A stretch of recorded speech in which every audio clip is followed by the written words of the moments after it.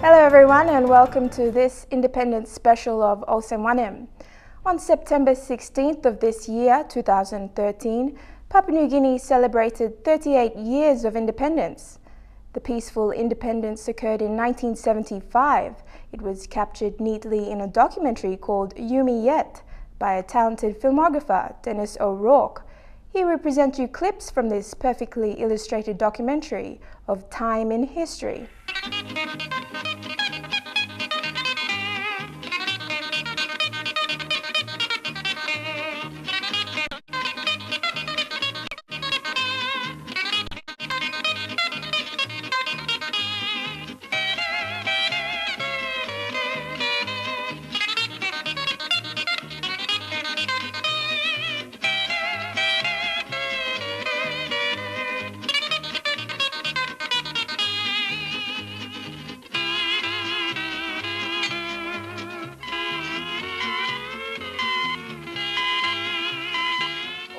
Public servant, Long Angoram area, and all school pickaninny now it come up. Now by you look him, flag belong Australia, by you go down and mark him one pillar ceremony, by this flag belong Australia, Enoch and more on, inside long country belong Upilla, Papua New Guinea. Tomorrow, big pillar day belong you me, people belong Papua New Guinea, by flag belong Papua New Guinea, yet you go on top.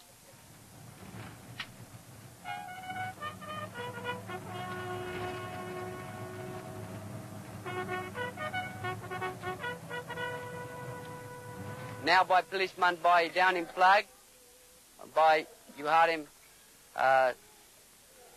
old school pickaninny by sing, God save the Queen, and by marking this or something now we talk all the same long end.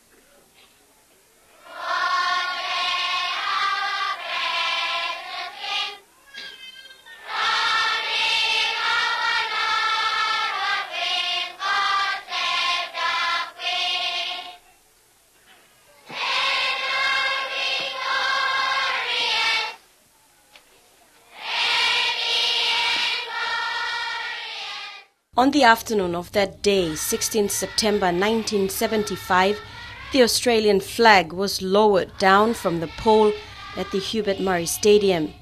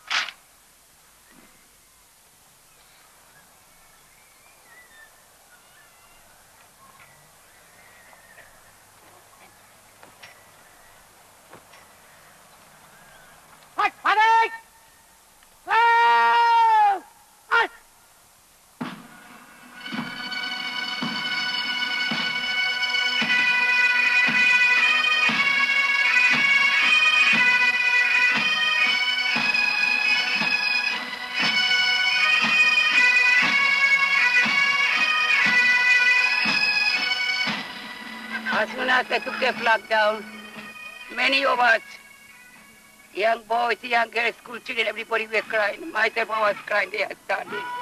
As his aunt platoon, princess were crying.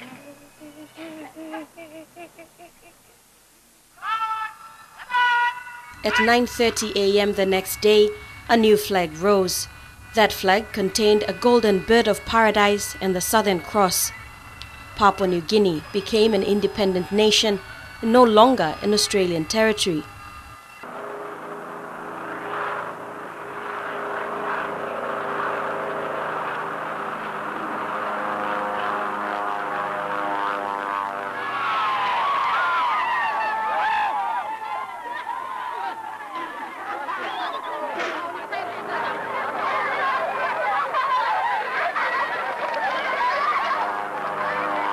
Grand Chief Sir Michael Somare became the first Prime Minister of Papua New Guinea. I know that every man, woman and child of our new nation shares this moment of pride and happiness with one heart to join in celebrating our independence. Papua New Guinea is now independent. The Constitution of the independent state of Papua New Guinea, under which all power rests with the people, is now in effect. We have at this point in time broken with our colonial past, and we now stand as an independent nation in our own right.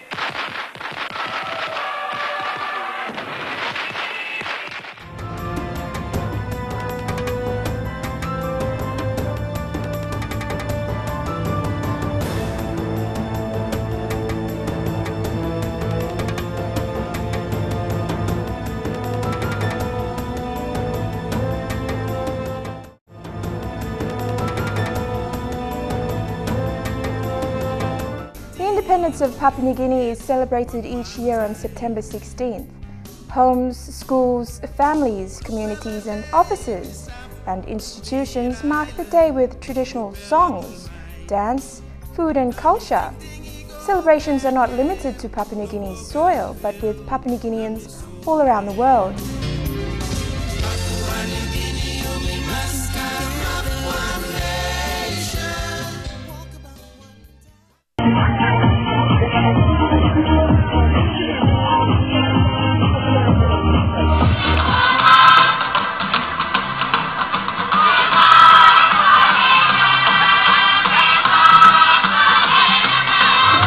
Doing a bit of a showcase for the Manus Island and all the rest, and then so we have the Manus dancers.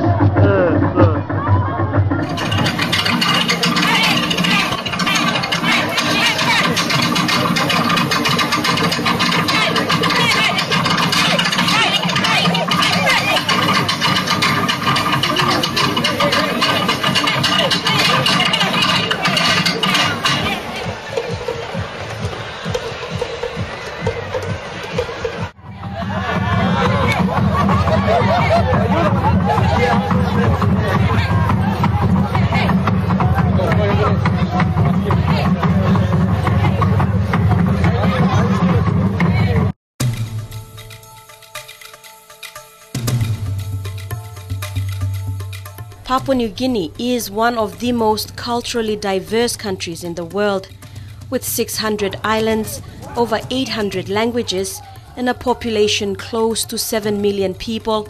It is not hard to see that with each celebration there is an act of pride and nationalism, with each year weaving a new strand of its own history.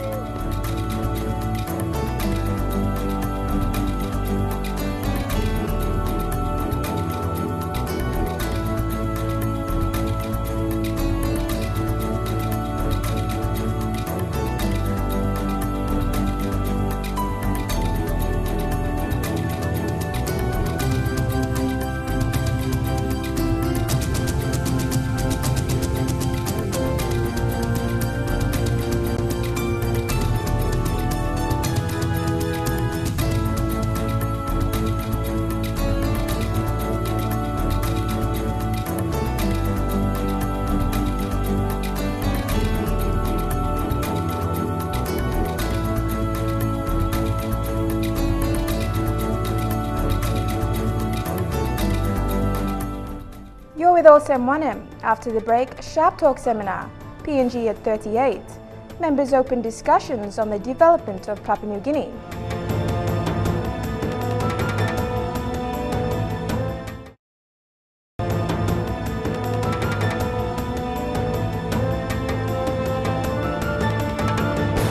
You're watching Olsem Wanem. Welcome back to this Independence special. Sharp Talk is a popular social media group formed on social website Facebook. On the 12th of September, they hosted a very first seminar at the National Research Institute conference room. The seminar brought speakers of academic and private sector backgrounds. On the table, issues of importance concerning Papua New Guinea's development since independence. The discussion here today and setting the scene is all about appreciating where we are right now and as commentators, and more importantly as Papua New Guineans, what's the next step in evolving in our country and where would we like to see that. So in terms of the development agenda and the challenges in achieving it, if I can borrow a couple of lines from the Constitutional Planning Committee report in 1974, the intention of that document and the men and women that collated that document was to create a nation that, knowing fully well that it was a massive undertaking in itself, in combining hundreds of languages, thousands of cultures, and to impose that in a legal and constitutional system that would make us live, as a nation. The great men the forefathers of this nation saw that foundation, and they wanted a Papua New Guinea which is a sort of Papua New Guinea that I think a lot of us want, but perhaps we've forgotten what those virtues are.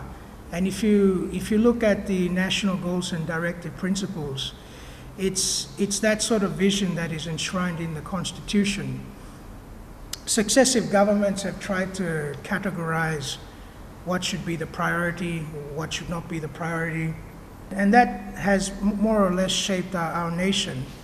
I don't want to dwell on the past, but I do want to extract a couple of things that we should note where we have got things right and where we haven't got things right. I think the first part is we absolutely got it right to get independent. Sir Tay Abel, the great men back in that time, Sir Michael himself, and Sir Julius, we got it right. We needed to be independent. And like in anything in growth, it has a time of acceleration, it has a time of deceleration, it has a time of redirection. But the important thing is we birthed the nation, and that was a tremendous stepping stone. The growth part of that has always been our challenge. We've tried to look at a number of things in balancing cultural leadership into modern day democracy. It's still a major challenge. I don't think we've disfranchised ourselves on what should we really look at.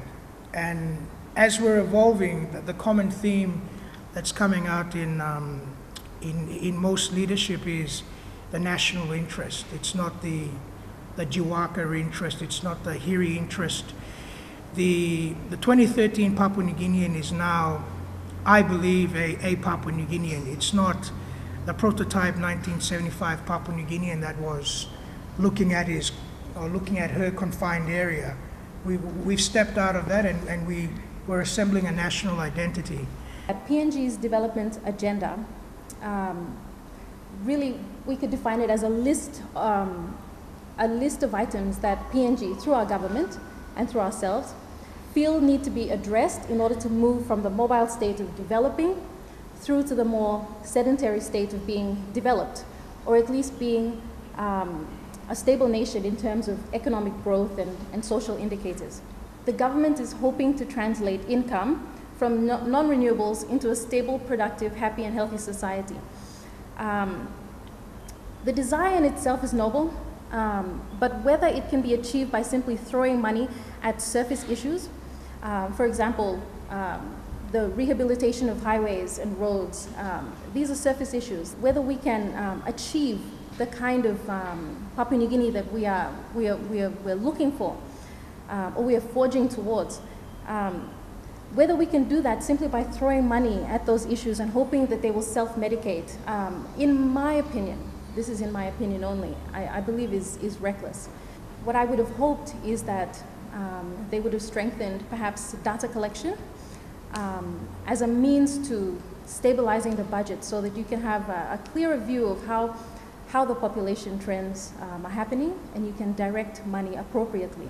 So our people, I believe, need to be at the higher end, especially in terms of education,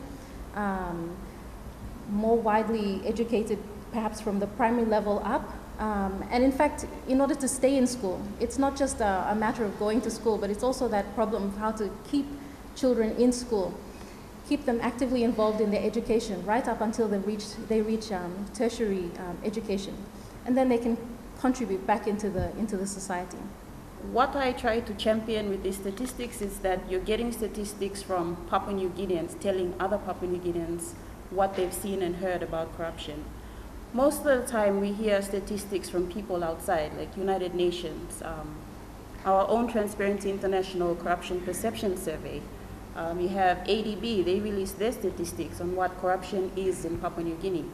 So I try to champion the cause that our statistics from the Advocacy and Legal Advice Center is what we hear from people like yourselves or people on the streets. What popped up as #1 on the list of most reported corruption complaints was public administration and public procurement services. When we say public service, we mean roads, bridges, schools, hospitals, medicine, doctors, nurses, anything and everything to do with what the government is supposed to provide to the people. So what does that tell you? Over 50% of the complaints we received were for public admin. The next on the list was land. A lot of people had complaints about land and the fact that they didn't know what was happening. They would wake up the next day and find that a company was coming in to do exploration, something that they didn't know about, they didn't hear about until the very next day when they woke up. What does that tell you? Does that tell you that the system is failing the people? We started a campaign called the Know Your Land Rights campaign. Now, the Know Your Land Rights campaign is basically going out there and telling the people, look, these are your rights when a mining company comes in. These are your rights if you're doing logging in your area. These are your rights if you're doing state leases or you're registering your customary land, those sort of things. For every benefit, there's a cost. A lot of people in the communities don't know that you can question your MP, you can question leaders in power. You're with Olsem Wanem. After the break, more on this edition of PNG Independence.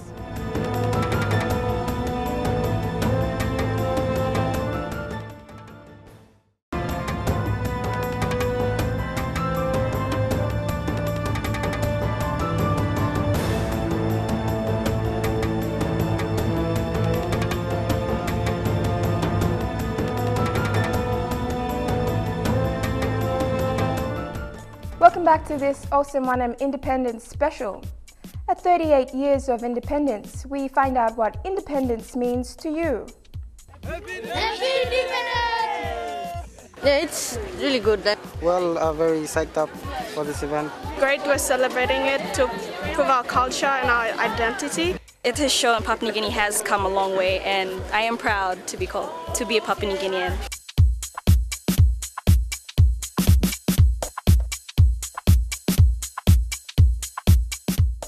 Papua New Guinea, you're not picking anymore. You're not baby sense more. Now you are adult. You're big man, you're big Mary. You must learn from your past, learn the mistake, the errors that you made in the past. You meet together, must start to correct him.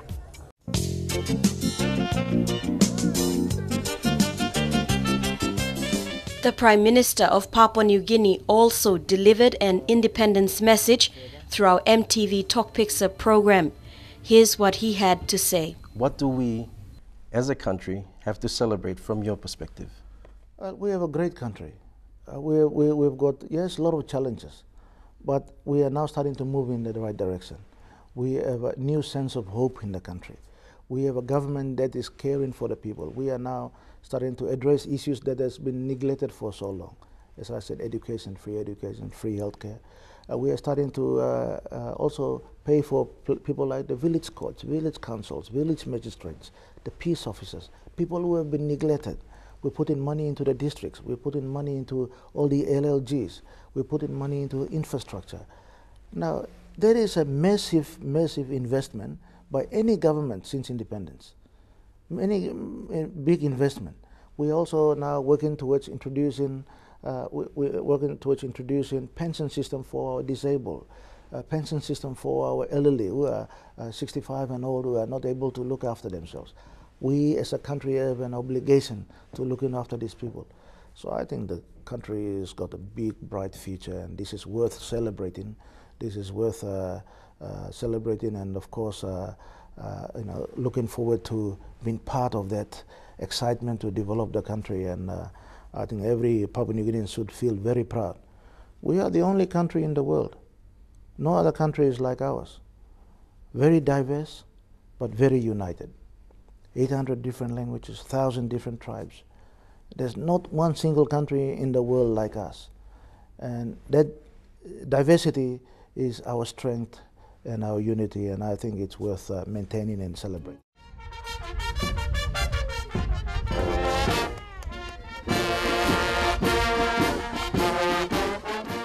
Through my observation on independence is that some other countries, they are fighting for independence for how many years? 20 to 40 to 50 years. But like PNG, I would like to thank our prime ministers like Michael Somare, Bill Skate and others, those who have gone, for giving us set up the independence for Papua New Guinea to give freedom. To get rid of corruption is that each and every one of us must come together and let's fight corruption in our country. And that brings us to the end of this special Independence edition. We hope you enjoyed it. On your next edition of Olsem Wanem, we explore the betel nut ban in Port Moresby. National Capital District Governor Powis Parkop has vowed to ban betel nut in NCD starting next month, October. And a message to our viewers: if you have any stories or questions you'd like to share, you may contact us via our Facebook page, email or telephone. For now, thank you for watching and enjoy the rest of your viewing on your #1 station, MTV.